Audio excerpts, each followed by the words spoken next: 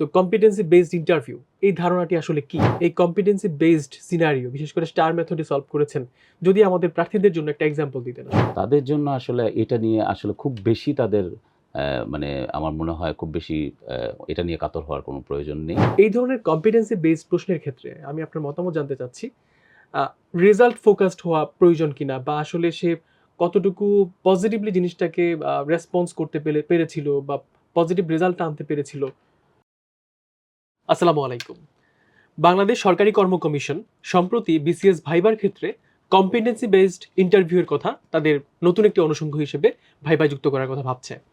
এখন যখন আমরা কম্পিটেন্সি বেসড ইন্টারভিউ এর কথা বলছি, বাংলাদেশ সিভিল সার্ভিসের প্রার্থীদের মধ্যে এই কনটেন্টটি বা এই টপিকটি নিয়ে অনেক বেশি কিউরিওসিটি জাগ্রত হয়েছে। তো এই বিষয়টি নিয়ে আজকে আমাদের সঙ্গে কথা বলার জন্য স্টুডিওতে উপস্থিত হয়েছেন বাংলাদেশ সিভিল সার্ভিসের ৩৫তম ব্যাচের প্রশাসন ক্যাডারের কর্মকর্তা জনাব মাহবুব হাসান ভাই। আসসালামু আলাইকুম ভাই, আপনাকে স্বাগত। ওয়ালাইকুম আসসালাম। ধন্যবাদ নাহিদ। ভাই, আমরা সম্প্রতি দেখেছি যে পিএসসি নতুন একটি সিদ্ধান্ত নিয়েছে এবং এর নিরিখে বা এর উদ্দেশ্যে পিএসসি তাদের বোর্ড মেম্বারদেরকে আসলে প্রশিক্ষিতও করেছে বা প্রশিক্ষণের কার্যটিও সমাপ্ত করেছে। তো কম্পিটেন্সি বেসড ইন্টারভিউ আমাদের সিভিল সার্ভিসের ক্যান্ডিডেটদের জন্য বেশ নতুন একটি কনসেপ্ট, যদিও আন্তর্জাতিকভাবে বেশ স্বীকৃত একটি ধারণা। হুম, তো আমরা প্রথমেই জানতে চাই এই ধারণাটি আসলে কি? ধন্যবাদ নাহিদ। আমাদের আসলে কম্পিটেন্সি বেসড ইন্টারভিউ এর হয়তো আমাদের অনেক আগে থেকেই চাওয়া ছিল যে কম্পিটেন্সি বেসড ইন্টারভিউ হবে। একসময় তুমি জানো কিনা একসময় কিন্তু আমাদের সাইকোলজিস্ট, সাইকিয়াট্রিস্টও কিন্তু থাকতো আমাদের বোর্ডে। যদিও আমরা পাইনি কিন্তু এটা কিন্তু ছিল। তো এরকম ভাবনা থেকেই কিন্তু আবার কম্পিটেন্সি বেসড এর দিকে চলে যাওয়া। কারণ হচ্ছে গ্লোবাল যখন যেই সিস্টেমে থাকে সেই সিস্টেমের দিকেই কিন্তু আমাদের যাওয়া প্রয়োজন। জি। তো আমরা এখন এই কম্পিটেন্সি বেসডটা আসলে সময়ের চাহিদা। তো কম্পিটেন্সি বেসড ব্যাপারটা হচ্ছে যে আমরা অনেক সময় কোয়েশ্চেন করি যে আপনি কখনো এই ধরনের সিচুয়েশন এ পড়েছেন? কোনো একটা সিচুয়েশন থেকে কিভাবে নিজেকে আপনি উতরিয়ে নিয়ে এসছেন? এই বিষয়গুলাকেই এখন এখানে ইনকর্পোরেট করা হবে এবং এখানে তাকে একদম বিশ্লেষণ করে বলতে হবে যে সে কি সিচুয়েশন এ পড়েছিল, ওখানে সে তার অ্যাক্টিভিটি গুলা কি ছিল, কি কাজ করেছে, করার পরে এখানে আ আমাদের যেই অন্যান্য যে বিষয়গুলো আছে সেগুলো করার পরে সে কিভাবে ম্যানেজ করে সেখান থেকে রেজাল্ট পেয়েছে। তার মানে ব্যাপারটা এরকম দাঁড়াচ্ছে, আমরা প্রার্থীদেরকে তাদের পরিচয় দেওয়ার সময় বলতে শুনি যে আমার মধ্যে নেতৃত্বের গুণাবলী আছে, রাইট। আমি প্রবলেম সলভার, আমার মধ্যে নৈতিকতার বোধ আছে, হুম, আমি অ্যাডাপটিভ। তো এই যে তারা যোগ্যতা বা গুণাবলীগুলোর কথা বলছে, তাদেরকে তাদের জীবনের অভিজ্ঞতা থেকে তার প্রমাণ দিতে হবে। রাইট, ব্যাপারটা অনেকটা এরকমই তাহলে রাইট, ভাই। Right, right. এখন আমার প্রশ্ন হলো ভাই, বাংলাদেশ সিভিল সার্ভিসের প্রার্থী যারা আছে, তাদের অধিকাংশই তাদের সাধারণ ছাত্র জীবন সেটা পার করে এসেছেন। অনেকের মধ্যে ক্লাব অ্যাক্টিভিটি ছিল বা তারা এক্সট্রা কারিকুলার কিছু অ্যাক্টিভিটিস এর মধ্যে ইনভলভ ছিল। তো এই পয়েন্ট অফ ভিউ থেকে প্রস্তুতিটা ভিন্ন রকম হবে প্রার্থীদের রাইট। জন্য। এক্ষেত্রে আপনার উপদেশ কি হবে? আমার উপদেশ হচ্ছে যে প্রথমত এই চিন্তাটা মাথায় ঢোকাতে হবে যে যারাই সিভিল সার্ভেন্ট মানে সার্ভিসের অ্যাসপিরেন্ট হতে চাচ্ছে অথবা যারা অলরেডি এখন ভাইবা দিবে, তাদের মাথায় এটা মানে সবসময় ঢুকিয়ে নিতে হবে যে আমি আমার কম্পিটেন্সির জায়গাটা আমি আরো সুন্দরভাবে ব্যাখ্যা করব কিভাবে। যেমন আমি জিজ্ঞেস করলাম তোমাকে যে, "আর ইউ অনেস্ট?" অথবা অ্যা কোনো একটা সিচুয়েশন এ কি তুমি সৎ ছিলে? বা তুমি কি ওই সিচুয়েশনটা হ্যান্ডেল করেছিলে? কিন্তু ওই সিচুয়েশনটা হ্যান্ডেল করার সময় আমরা অনেক সময় গতানুগতিক কথা বলি। যে হ্যাঁ, ওই সময় আমি সিচুয়েশন হ্যান্ডেল করেছি।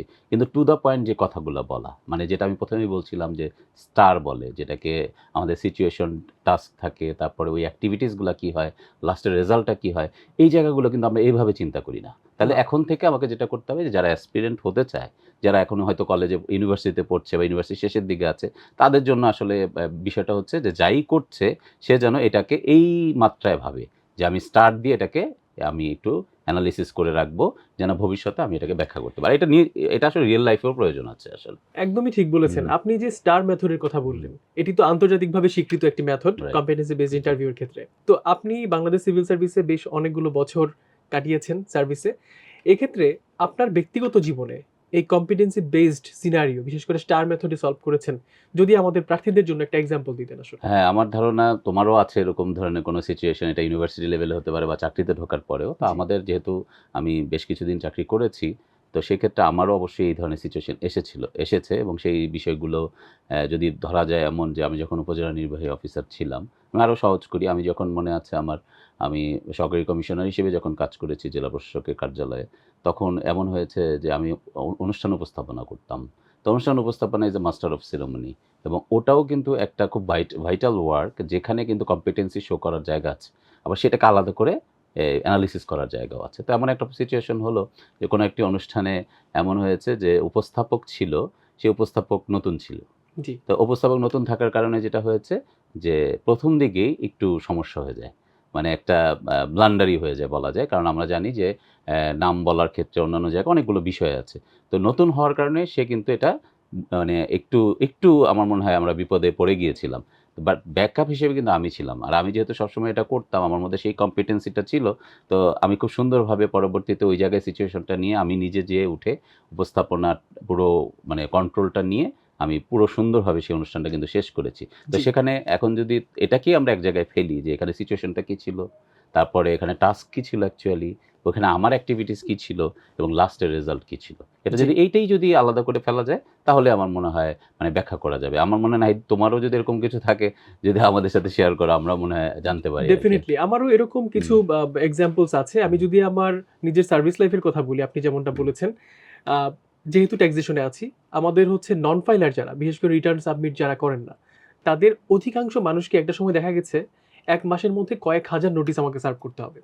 কিন্তু আমার তো তখন মাল্টিপল প্রায়োরিটি আছে। আমার একই সঙ্গে এই অফিস ওয়ার্কের বাইরে গিয়েও আমার ফ্যামিলি লাইফ আছে, সোশ্যাল লাইফ আছে।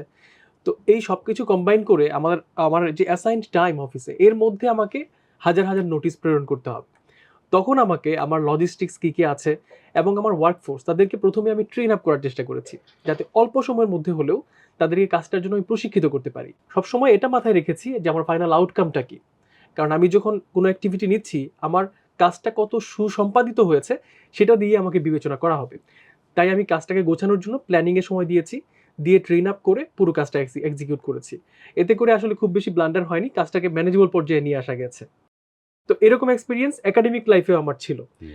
যদি আমি সেই জায়গাটাই একটু বলি আপনাকে, আমার আ এমন একটা সময় ছিল, আমার বেশ কয়েকটা এক্সামিনেশনের রুটিন একসময়ে পড়ে যায় এবং একই সঙ্গে আমার অ্যাসাইনমেন্টের সাবমিশনও পড়ে। তো অ্যাসাইনমেন্ট আপনারা যারা আমাদের সিভিল সার্ভিসের প্রার্থীরা আছেন, যারা আসলে খুব বেশি এক্সট্রা কারিকুলার এক্টিভিটিস এর মধ্যে ইনভলভ ছিলেন না, কিন্তু এমন সময় ছিল আপনার মাল্টিপল প্রায়োরিটি আপনার সামনে এসেছে। অ্যাসাইনমেন্ট সাবমিশন বা এক্সামের প্রিপারেশন, এই সবগুলো বিষয়কে আপনি কিভাবে কম্বাইন করেছেন? আমি যেটা করেছিলাম, রুটিনটাকে ডিভাইড করেছিলাম যে আমি এই সময়টা আমার অ্যাসাইনমেন্ট রাইটিং এর জন্য রাখবো। এই সময়টাকে আমি আমার পরীক্ষার প্রস্তুতির জন্য আমি ভাগ করে নিয়েছি। নেয়াতে দুটো কাজই প্যারালালি সামনের দিকে এগিয়েছে এবং ফাইনালি আমি একটা পজিটিভ আউটকাম অ্যাচিভ করতে সক্ষম হয়েছি। তো আমার মনে হয় ভাই, এই ধরনের কম্পিটেন্সি বেসড প্রশ্নের ক্ষেত্রে আমি আপনার মতামত জানতে চাচ্ছি। আ রেজাল্ট ফোকাসড হওয়া প্রয়োজন কিনা? বা আসলে সে কতটুকু পজিটিভলি জিনিসটাকে রেসপন্স করতে পেরেছিল বা পজিটিভ রেজাল্ট টা আনতে পেরেছিল? আমি বলব যে এখানে প্রোঅ্যাক্টিভ হওয়াটা জরুরি। এমন হতে পারে যে সে হয়তো স্টার মেথড বা যেভাবেই হোক ওই টাস্কটা হয়তো ফেলও করে থাকতে পারে সে। সেটাও কিন্তু বলার সুযোগ আছে। যদি সেখান থেকে সে কিছু লার্ন করে। যে যদি শিখে। হ্যাঁ, যেমন ইউনিভার্সিটি লেভেলে হয়তো তুমি কোনো ভুল করেছো বা আমি যেমন আমি যেটার কথা বললাম, আমার উদাহরণটা দিলাম। সেই উদাহরণের পরেও তো আরো অনেক ধরনের সিচুয়েশন আমি ফেস করেছি।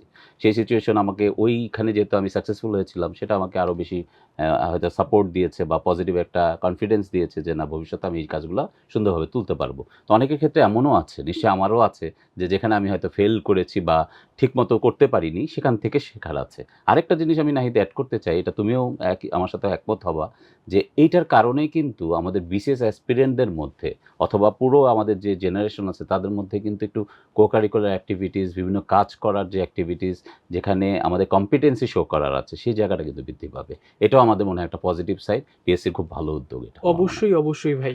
বিশেষ করে আমাদের মধ্যে যে ধারণাটা ছিল, শুধুমাত্র আমরা আমাদের প্রার্থীদের নলেজ লেভেল যাচাই করব, সেই জায়গাটার চেয়ে বরং সে কর্মসম্পাদনে কতটুকু পটু রাইট, বা তার মধ্যে কি দক্ষতা আছে, রাইট। আপনি যেমনটা বলেছেন, তার ক্লাব অ্যাক্টিভিটি হতে হুম, পারে, তার হচ্ছে সোশ্যাল ওয়ার্ক হতে পারে, রাইট। যেটার মাধ্যমে তার সেগুলো প্রকাশ করার যোগ্যতা তৈরি হতে পারে। অবশ্যই। তো আমি একটু ভিন্ন প্রসঙ্গের অবতারণা করতে চাই। এই যে কম্পিটেন্সি বেসড কোয়েশ্চেন, এটা এটা কি খুব নতুন কিছু নাকি আমাদের সিভিল সার্ভিসের ইতিহাসে আগে কখনো ছিল এরকম অ্যা কনসেপ্ট? নতুন কিছু বলব না। আমাদের ভাইভাতে কিন্তু এ ধরনের প্রশ্ন হয়। অনেক সময় এ ধরনের প্রশ্ন করা হয়। কিন্তু এখন হয়তো এটাকে একদমই আমি বলব যে সবার সামনে নিয়ে আসা এবং এটার সাথে সবাইকে হ্যাবিচুয়েটেড করানোর একটা বিষয় হয়তো আসবে। এই ভাইভাতে হয়তো কিছু শুরু হয়েছে। সামনে হয়তো এটা আরো বড় আকারে শুরু হবে। তবে built in কিছু জিনিস ছিলই। এখন হয়তো আরো structured way তে সেটা আসছে। তো এটা একসময় তো পড়েছিল। পিএসসি সাইকোলজিস্ট নিয়োগ দিত রাইট, ভাইবা রাইট, বোর্ডের রাইট, জন্য রাইট। এবং মিলিটারি বিশেষ করে হুম, যারা হচ্ছে সেনাবাহিনীতে যোগদান করেন, এসএসবির ক্ষেত্রেও হুম, সাইকোলজিস্ট থাকে। রাইট। তো আমার মনে হয় সিভিল সার্ভিস এখন এমন একটা দিকে এগুচ্ছে যাতে আমরা এফিশিয়েন্ট সিভিল সার্ভেন্ট খুঁজে পেতে পারি। রাইট।